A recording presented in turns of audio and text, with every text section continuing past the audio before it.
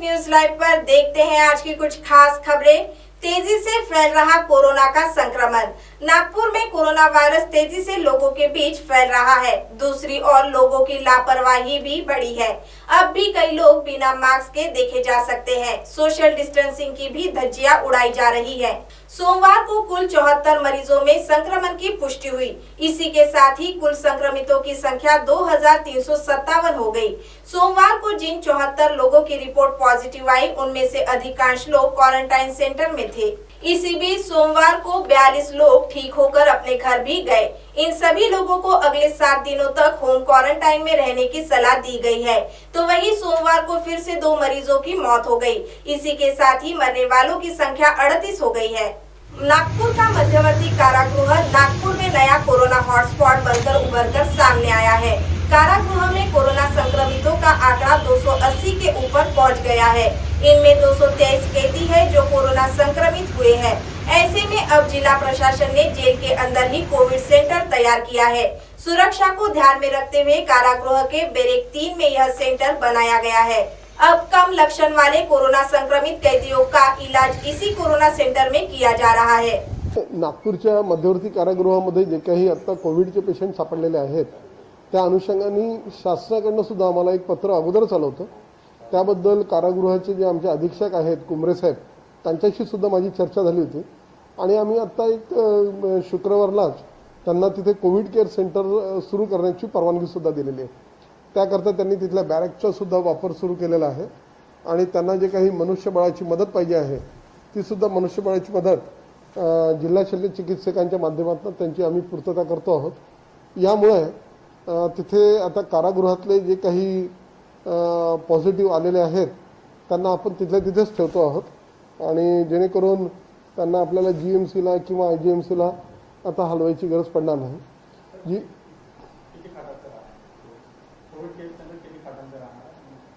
नाही, Covid care centre जे आहे तर त्यांच्याकडे त्यांनी 3 बॅरक्स त्याच्याकरता रिकाम्या केलेल्या आहेत आणि जवळपास त्या तिन्ही बॅरक्स मिळून कमी जास्त एक 100-125 लोकांची त्या ठिकाणी व्यवस्था होऊ शकते। आजच्या तारखेला त्यांच्याकडे जे कैदी सापडलेले आहेत त्यांची संख्या जर आपण लक्षात घेतली तर त्यांचं 1 किंवा सव्वा बॅरकमध्येच ते सगळे लोक थांबू शकतात।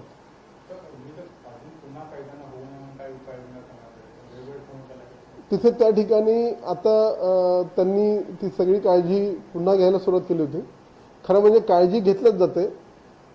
कोविडचं जसं आपण म्हणतो की त्या ठिकाणी येणारा जो बाहेरनं भाजीपाला असेल, दूध आहे, बाकीच्या ज्या गोष्टी बाहेरनं येतात या सगळ्या गोष्टींचा सुद्धा त्याच्यातला एक सहभाग असतो आणि ते सुद्धा आपण आता यावेळेला त्यांना सगळ्याच त्याबद्दलचं सुद्धा काळजी घ्यायला सांगितलं की ती जी सगळी पुरवठादार जे व्यक्ती आहेत, दुधाचं असेल, पेपरचं असेल, भाजीपाल्याचं असेल, किराण्याचं असेल, यांचं सुद्धा त्यांनी स्क्रीनिंग सगळ्यांचं करून घ्यावं।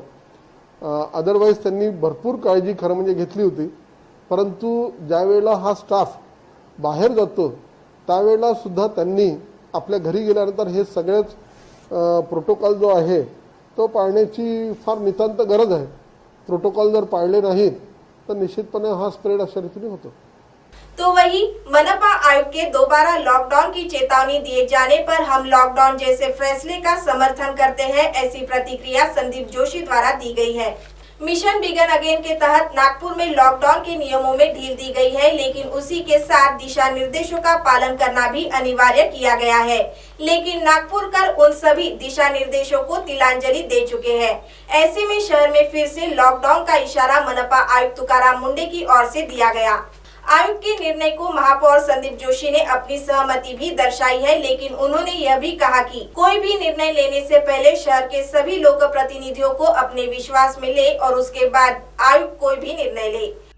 माननीय आयुक्त महोदयांचं वक्तव्य मी वाचलं। ही गोष्ट खरी आहे की ज्या पद्धतीने नागरिक अनलॉक करण्याचा संपूर्ण गैरफायदा घेतात आहे त्यानुसार माननीय आयुक्तांचा कन्सर्न हा स्वाभाविक आहे। परंतु हे जरी असलं तरी या ठिकाणी लॉकडाऊन पुन्हा करायचं जर ठरवत असू तर सर्वसामान्य नागरिकाचं काय, त्या रिक्षेवाल्याचं काय, त्या ऑटोवाल्याचं काय, त्या मजुराचं काय, ज्याचं रोजचं पोट हे हातावरचं आहे त्याचं काय, याचा देखील विचार करणं अत्यंत गरजेचं आहे. आणि त्यामुळे लॉकडाऊन करण्यापूर्वी माझी त्यांना सूचना आहे की ते आणि मी, आपण दोघेही जण शहरामध्ये येणारा आठवडाभर रोज 2 तास, 3 तास, 4 तास फिरूया. नागरिकांना आव्हान करू, जनतेला आव्हान करू, त्यांना म्हणू की आपण लॉकडाऊनचे नियम पाळा. आपण जे सांगितलेलं आहे सरकारने त्या पद्धतीने वागा, अन्यथा कारवाई करण्यात येईल. कारण लॉकडाऊन हा अंतिम पर्याय नाहीये. आणि त्यानंतर जरी लोकांनी पाळलं नाही तर माझी त्यांना विनंती आहे, त्यांना सूचना आहे की या शहरातले सन्माननीय खासदार, या शहरातील आमदार, शहरातील पदाधिकारी, महानगरपालिकेचे, शहराचे सन्माननीय पोलीस आयुक्त, जिल्हाधिकारी यांच्याशी चर्चा करून हा लॉकडाऊनचा निर्णय घ्यावा. याला कारण असं आहे, अब आप हमारे चैनल को ऐप पर भी देख सकते हैं। प्ले स्टोर में जाकर MNS हिंदी लिखें और ऐप डाउनलोड करें।